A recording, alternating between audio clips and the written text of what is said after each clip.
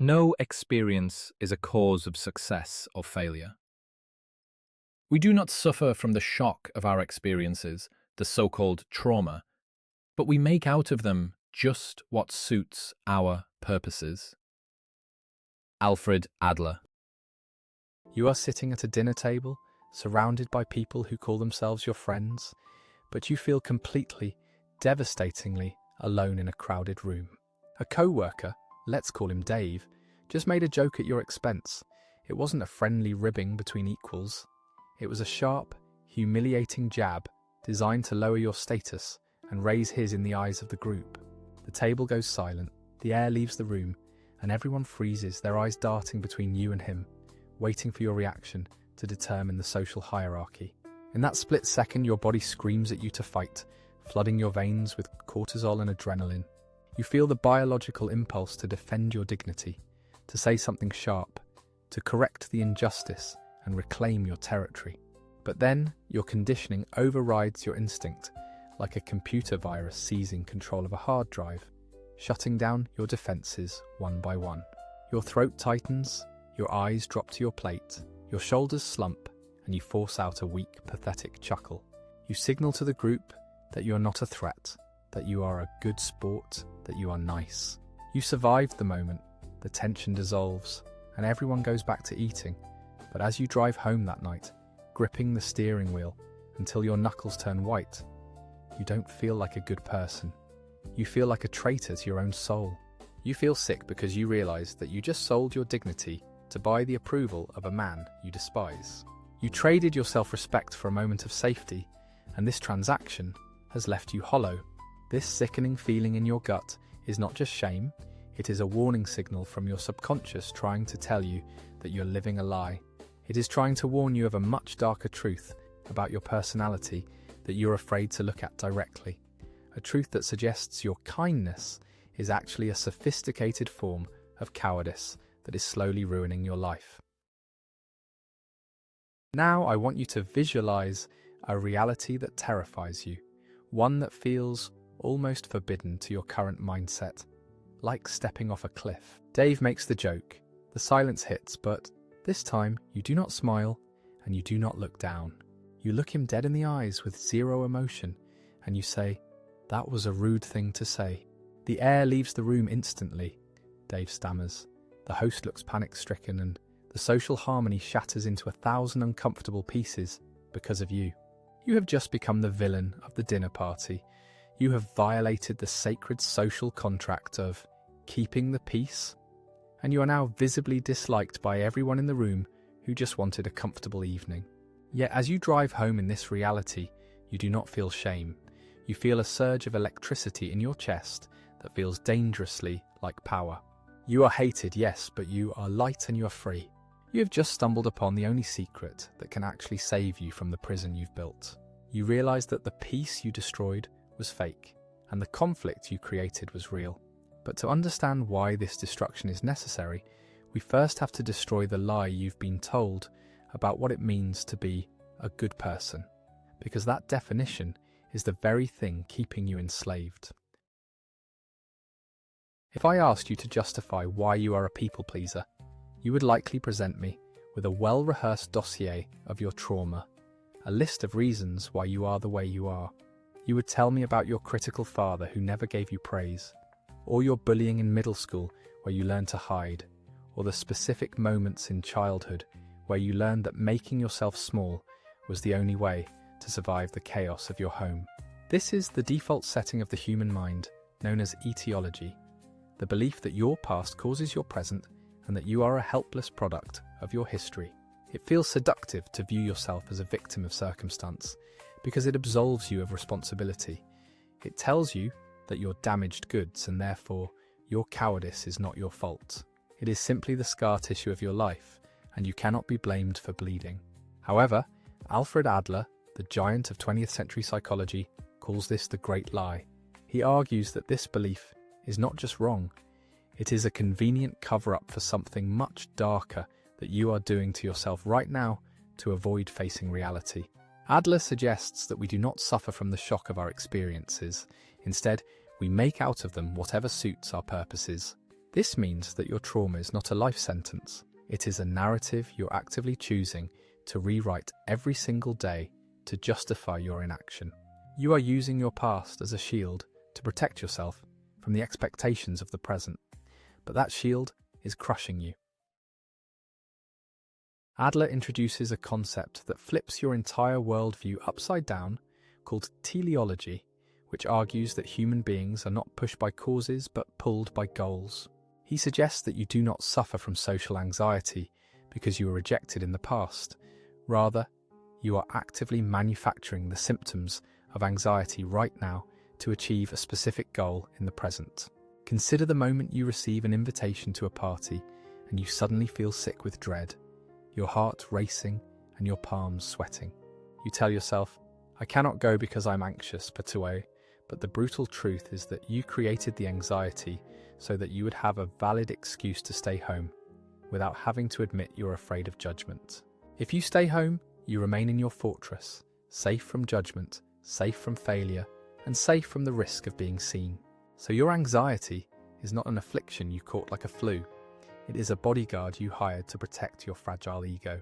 You are generating the fear to preserve your state of safety, but the price of this bodyguard is that he slowly murders your potential while you sleep. You end up sitting on your couch, scrolling through your phone, hating yourself for not going, yet feeling relieved that you didn't have to face the world. You are safe, but you're completely dead inside, and you know it. Adler calls this state the life lie. It is the lie we tell ourselves to avoid the pain of change.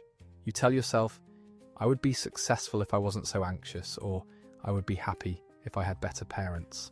This, if only, is a fantasy that allows you to live in the realm of potential without ever having to face the risk of reality. As long as you have the excuse of anxiety or trauma, you preserve the possibility that you could be great without ever having to prove it. The people pleaser uses their kindness as their life lie. You tell yourself, I am suffering because I am too good, too empathetic, too caring. This frames your weakness as a virtue and makes you a martyr rather than a coward. But deep down, you know the truth. You are not pleasing people because you love them. You are pleasing them because you are terrified of them. You are not a saint. You are a hostage negotiator, desperately trying to keep everyone happy so they don't hurt you. And until you admit this, you will never be free. To prove that you are the architect of your own emotions, think about the last time you exploded in anger at a partner or a subordinate. You shouted, you slammed a door, and later you apologized, claiming you lost control of your emotions. Adler would say you did not lose control. You used anger as a calculated tool to dominate the interaction and force them into submission without having to use logic or negotiation. Anger is an efficient weapon to get your way quickly, and you wielded it because you knew it would work. How do we know this? Imagine that while you were screaming, your boss or a police officer or a person you deeply admire walked into the room. Would you continue screaming? No, you would swallow that anger instantly and compose yourself. This proves that the emotion was a choice you made because you knew it was safe to abuse that specific person at that specific time. You turned the anger on to achieve a goal, dominance, and you turned it off when the goal changed, social preservation. This implies something terrifying. You are not a slave to your emotions, you are their master, and you are using them to manipulate the world around you, often to punish the people who love you the most. This is the hardest reality you will ever have to face. You are not a victim of your personality, you are the architect of it. You are a people pleaser, not because you are nice, but because you have prioritized the goal of safety over the goal of truth. You are choosing to play the role of the NPC, non-player character, in your own life because NPCs don't get hurt, they just blend into the background. You have scripted your dialogue to ensure nobody ever attacks you, but the cost of being an NPC is that you don't get to have a story. You are watching your life pass by from the sidelines, waiting for permission to enter the game, but that permission is never coming. You have traded your authenticity for security, but the security is an illusion. The fortress you built to keep pain out is the same fortress that is keeping life out. And every day you spend inside it, The walls get thicker and the air gets staler. You tell yourself you are introverted or shy, but you are actually just risk-averse. You are hiding your light under a bushel, not because you are humble, but because you are afraid of what will happen if you shine it and nobody looks. But if you think that realizing you are an NPC is painful, wait until you see the arrogant game you're playing with the people you claim to love most. The reason the prospect of being disliked feels like a physical amputation is that you are viewing human existence through the distorted lens of a vertical hierarchy. You view life as a ruthless ladder where every person you meet is either above you or below you. If they have more money, they are above. If they are more attractive, they are above. And conversely, if you make a social error, if you stumble, if you are awkward, you do not just make a mistake, you plummet down the ladder into the abyss of worthlessness where you deserve to be trampled. When you live in a vertical world, every conversation is a trial, and you are the defendant, constantly scanning the jury to see if you have been found guilty of being inadequate. You are obsessed with your rank, constantly measuring yourself against others, which makes genuine connection impossible because you cannot connect with someone you are competing against. Even your friends are potential threats to your status.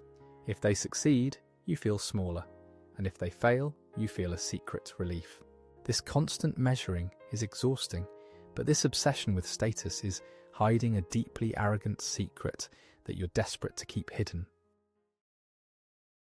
This worldview births the inferiority complex, which is not humility. It is an inverted form of narcissism that keeps you self-obsessed. The person with an inferiority complex uses their self-loathing as an excuse to exempt themselves from the competition of life, saying, "I am not good enough, so I won't even try," thereby protecting themselves from the possibility of failure. You get to stay in the comfort zone of potential without ever risking the pain of actualization. You tell yourself you are modest, but you're actually so obsessed with being perfect that you refuse to do anything unless you're guaranteed to succeed. But the most insidious manifestation of this is the nice guy or people pleaser who believes their submission is a gift to the world.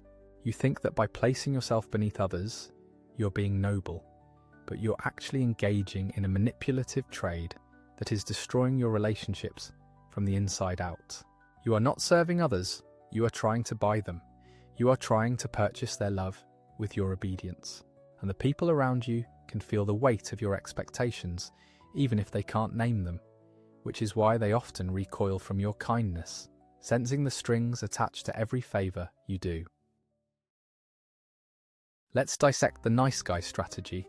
Consider the employee who never says no, who anticipates every need, who stays late without being asked, and who destroys their own boundaries to make the boss happy. He convinces himself he is the most loyal worker in the company, a martyr for the cause, but he is actually operating on a covert contract that exists only in his head. The contract reads, "I will suffocate my own needs to please you, and in exchange, you are obligated to never criticize me, to constantly validate my worth, and to love me unconditionally." The problem is that the other person, your boss, your partner, your friend, never signed this contract, and they don't even know it exists. So when they inevitably treat you like a doormat, or fail to read your mind, or give you critical feedback, you don't just feel sad, you feel a burning, self-righteous rage that poisons your soul. You think, after everything I did for you, but you are not nice, you are a merchant. You are trading your compliance for safety, and when the world refuses to pay your price, you become the most resentful person in the room. You are not serving them, you are trying to indebt them, and the only way out of this toxic transaction is to destroy the contract and dismantle the ladder entirely. We now arrive at the sword that cuts the Gordian knot of your suffering, the separation of tasks. Adler famously stated that all problems are interpersonal relationship problems, and the root of your misery is that you are trespassing on other people's territory while leaving your own undefended. To wield this weapon, you must ask one ruthless question in every single interaction. Who is going to receive the direct consequence of this decision? The answer to that question draws a blood-red line in the sand between you and the rest of the world. a line you have been crossing your entire life without realizing it.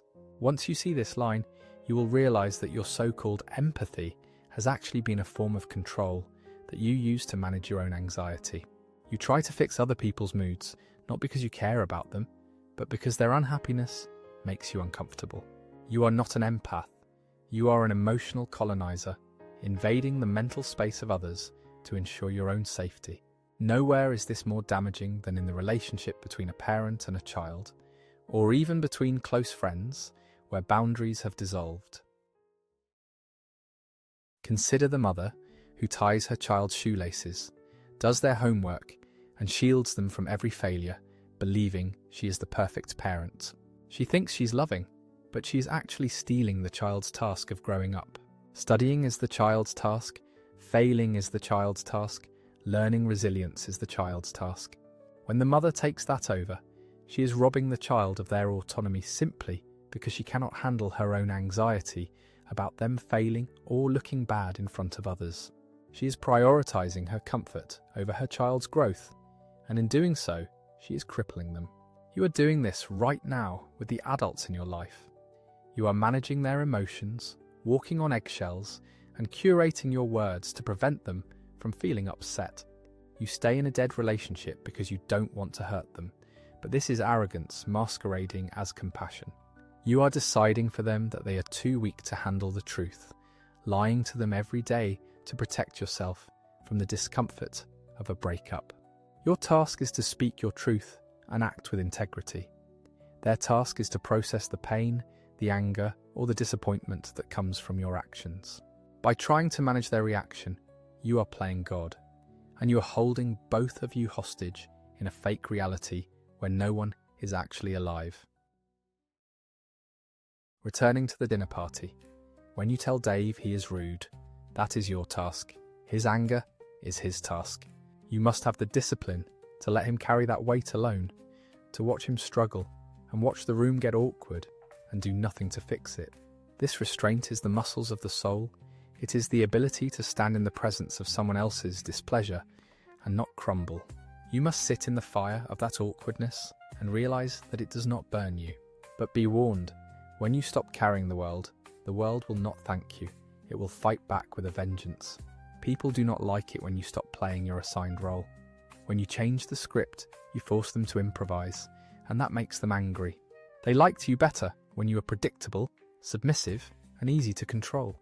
Your freedom is a threat to their comfort, and they will punish you for it. I am going to look you in the eye and tell you the dark truth that self-help gurus hide from you to sell you books. When you start separating tasks, you will hemorrhage relationships. This is not a possibility, it is a guarantee.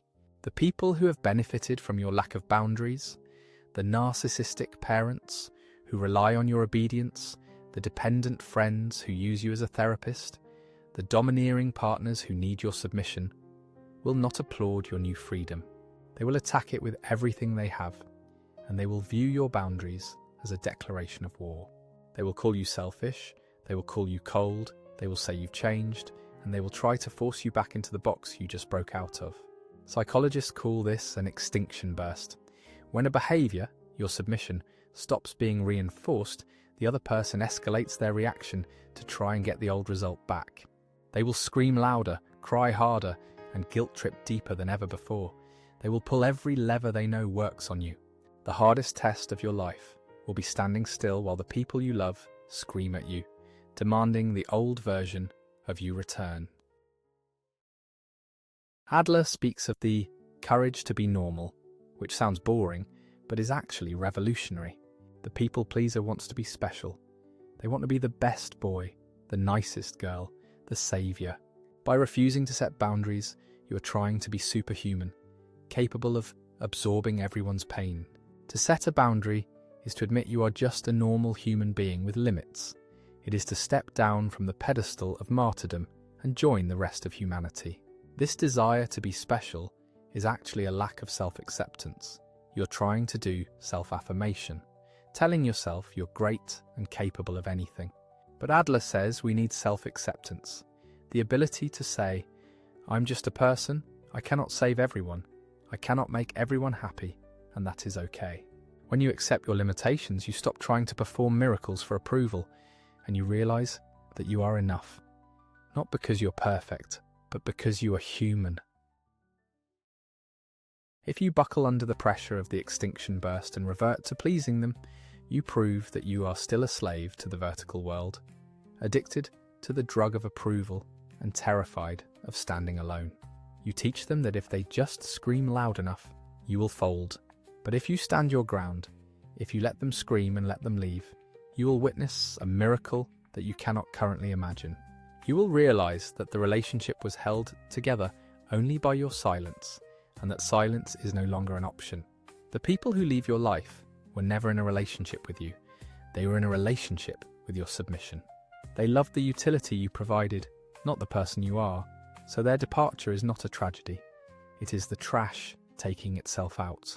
It is a painful pruning process, like cutting dead branches off a tree so that new growth can occur. The silence they leave behind is not empty. It is the space where your real life begins, free from the noise of expectations. This purge creates the space for horizontal relationships, connections based on mutual respect rather than mutual parasitism. Once you stop obsessing over being liked, you free up the mental energy required to actually love someone else. The people pleaser is incapable of love because they are obsessed with their own reflection in the eyes of others. They use people as mirrors to validate their existence. Do I look good? Do they like me? It is always about you. But when the mirror shatters, you can finally see the other person, and that is where true contribution begins. You stop asking, what can I get from this person? And start asking, who is this person? Moving from a transactional mindset to a relational one. This is the difference between having connections and having friends, and it is the only way to escape the loneliness that has plagued you your entire life. When you have the courage to be disliked, you shatter the mirror, and for the first time, you can see the other person as they are, independent of what they can give you. This allows you to contribute to their life, not as a servant seeking a tip, but as an equal offering a gift, which is the only foundation upon which a real relationship can be built. This brings us to the concept of community feeling, which is the state of being useful to others without needing them to clap for you. It is the shift from doing things for validation to doing things for contribution, from being a child who needs praise to survive, to an adult who provides value because they have overflow. It is cleaning the dishes because you want a clean house for your family, not because you want praise. It is doing great work because you take pride in the craft, not because you want the boss to validate your existence. This is true freedom. But to live here permanently, you have to fundamentally change your relationship with time itself and stop waiting for permission to live. Adler warns us against the desire for recognition. This is the addiction to having your contributions noticed. If you pick up trash from the street but nobody sees you, do you feel good or do you feel disappointed? If you feel disappointed, you're not contributing to the community. You're performing for an audience. You're still trapped in the vertical world, trying to prove you are better than the people who littered. True community. Feeling is doing the right thing even if nobody's watching. It is the realization that you're part of a whole, and your contribution matters simply because you did it. When you let go of the need for recognition, you become bulletproof. You no longer need the boss to say, "Good job," to feel worthy because you know you did a good job. You supply your own validation, which means nobody can take it away from you. We waste our lives living in the future, waiting for the moment when we finally feel ready or secure or successful enough to be ourselves. Adler calls this the kinetic life, viewing existence as a train ride where the journey is just a miserable delay before you reach the station. We think, I'll be happy when I get the promotion. I'll be confident when I lose £10. I'll be worthy when I find a partner. But this is a trap. If the train crashes or if you reach the station and realise it's empty, your entire life becomes a failure of missed opportunities. This fear of the destination is what keeps you paralysed in the present. You are afraid to make a wrong move, afraid to be seen, afraid to be disliked, because you think one mistake will derail the train forever, and you will never reach the good life. You are sacrificing your actual life for a hypothetical one, holding your breath, waiting to exhale, but you are running out of air. But what if there is no station? What if the track goes on forever? What if the point of the train was never to arrive, but to ride? You must shift to the energetic life, which sees existence not as a line, but as a series of exploding dots where every moment is complete in itself. Think of a dance. You do not dance to get to a specific spot on the floor. The purpose of the dance is the dancing itself. If you are constantly scanning the audience to see if they are clapping or looking at your feet to make sure you don't step wrong, you will miss the beat. You will trip, you will look rigid and fearful, and you will waste the music. The courage to be disliked is the courage to dance your own dance with total abandon, realizing that you're not on this planet to live up to someone else's expectations, and they are not here to live up to yours. That realization allows you to finally move with grace, independent of the applause. You are no longer performing, you are existing. And that existence is magnetic, terrifying, and absolutely beautiful. We have talked about theory, but theory is useless without action. So, here is your command for the next 24 hours, a challenge that will prove whether you're ready to be free or if you're still addicted to your chains. Go out and get rejected. I want you to find one small moment to be deliberately disliked by someone. Return a meal at a restaurant if it is cold, and do not apologize profusely. Just say, "This is cold, could you heat it up?" Say no to an invitation without offering a fake excuse. Just say, "I can't make it," and let the silence sit. Wear the shirt you're afraid is too much for the occasion. In that moment, you will feel a spike of adrenaline. You will feel the ancient biological terror in your gut telling you that you're going to die, that the tribe will abandon you. I want you to feel that heat. I want you to sit in it. And then, I want you to watch as the sky does not fall. Realize that the world keeps turning, that the waiter goes to the kitchen, the friend says, "Okay," and the strangers on the street do not care. You are still standing, you are still you, and the person who dislikes you has no power over you whatsoever. That feeling of being disliked is not shame. It is the sound of your chains hitting the floor. The music is playing. Stop looking at the audience. Start dancing